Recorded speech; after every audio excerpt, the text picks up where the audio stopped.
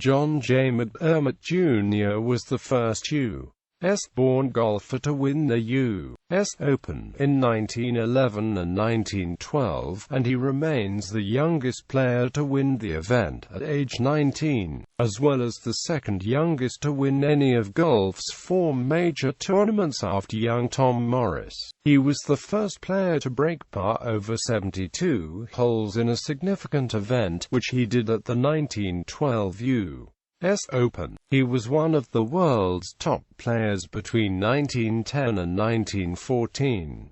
Early life. McDermott was born in Philadelphia, Pennsylvania, the son of a mailman. He was a good student at West Philadelphia High School, but dropped out before graduation to become a professional golfer. He worked as a caddy at the Aronimink Golf Club, and learned golf from its longtime head professional Walter Reynolds. Turns professional. McDermott's first professional job was at the Merchantville Field Club in Cherry Hill, New Jersey. He moved to the Atlantic City Country Club, where his practice regimen became legendary. As a teenager, he made his debut in the U.S. Open in 1909, scoring 322 for 49th place. He had a long, loose, flowing swing, according to golf historian Robert Summers, somewhat like the old Street Andrews swing of the feather ball period, but with more body turn. Hits peak form. The first 16 Opens had all been won by British golfers who had learned the game in England or Scotland, and visited the United States to play in tournaments, or in most cases, lived in the U.S. and worked as club professionals. By 1910, the U.S. was starting to produce its own professionals in quantity. McDermott improved his game dramatically in 1 year, and lost out in an 18-hole playoff to Alex Smith in the 1910 U.S. Open, held at the Philadelphia Cricket Club. McDonald Smith, the younger brother of Alex, was also in the playoff. The three players had tied at 298 over 72 holes. Early in 1911, McDermott challenged Philadelphia area professionals to matches at $1,000 each. After he won 3 straight, the competition vanished. Later that year he won the U.S. Open by 3 shots at the Chicago Golf Club, following another 3-way playoff, where he won over George Simpson and Mike Brady. The 3 players had tied at 307 for 72 holes.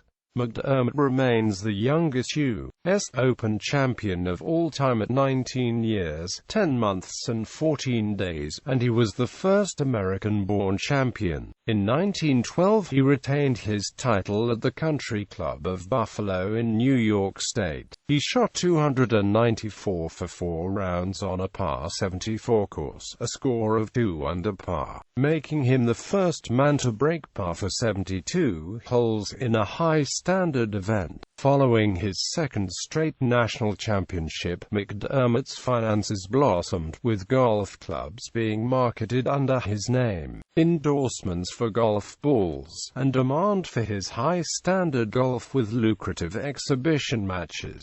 McDermott made his first attempt at the British Open in 1912, but failed to qualify for the championship proper. But he returned to Britain the next year, and tied for 5th place in the Open at the Royal Liverpool Golf Club. This was the best finish by an American player to that stage. In 1913, McDermott won the Western Open, then the second most prestigious professional tournament in the United States. He also won the Philadelphia Open Championship 3 times, 1910, 1911, and 1913. Also in 1913, McDermott won the Open tournament at Shawnee-on-Delaware, Pennsylvania, finishing ahead of top Englishmen Harry Vardon and Ted Ray. Serious setbacks.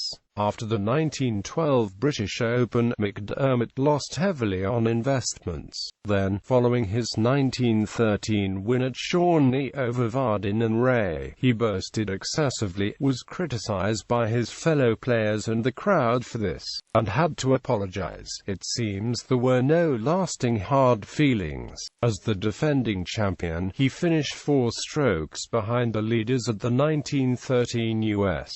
Open at the Country Club in Boston, in a tie for 8th place. He tied for 9th place in the 1914 U.S. Open, as Walter Hagen won over the Midlothian Club near Chicago. In 1914, McDermott visited the United Kingdom again to compete in the British Open, but because of travel difficulties, he arrived too late to play. On his way home, his ship, the SS Kaiser Wilhelm II, collided with another vessel, the British-flagged grain carrier Innsmouth, in foggy, misty conditions in the English Channel.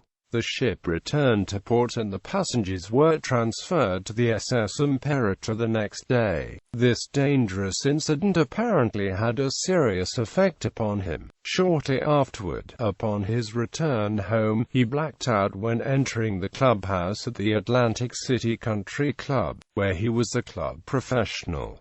He was only 23 years old. He spent the rest of his life in mental hospitals and rest homes, or living with his family in Philadelphia, suffering from mental illness.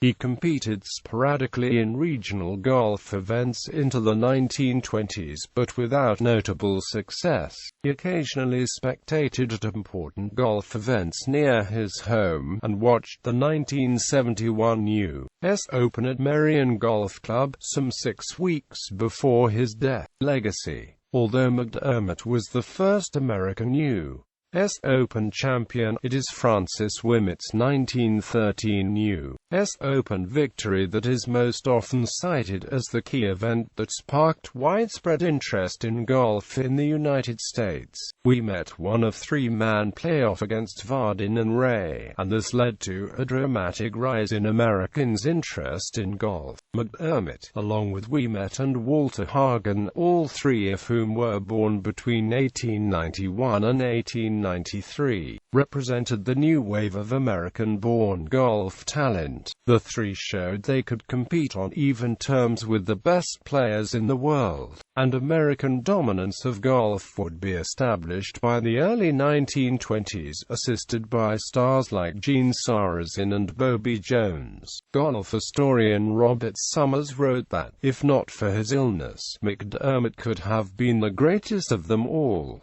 In popular culture, McDermott is portrayed by actor Michael Weaver in the 2005 golf film The Greatest Game Ever Played, which tells the story of Ouimet's 1913 U.S. Open triumph. McDermott appears prominently in one memorable scene where, dashingly dressed and celebrating with a few drinks, he issues a loud, boastful challenge to a group of golfers in the clubhouse before the start of the tournament. He also features in the golf sequences, contending for a while before falling back. The portrayal is apparently true to character, and based primarily on the infamous scene at the Shawnee tournament shortly before the Open began. Tournament wins: 1910 Philadelphia Open Championship, 1911 U.S. Open, Philadelphia Open Championship, 1912 U.S. Open, 1913 Philadelphia Open Championship, Western Open, Shawnee Open. Major championships. Wins: 1. Defeated Mike Brady and George Simpson in an 18-hole playoff. McDermott 80, Brady 82, Simpson 85. Results. Timetable note: McDermott played in only U.S. Open and the Open Championship. DNP equals did not play. T indicates a tie for a place. Green background for wins. Team appearances: France United States professional match.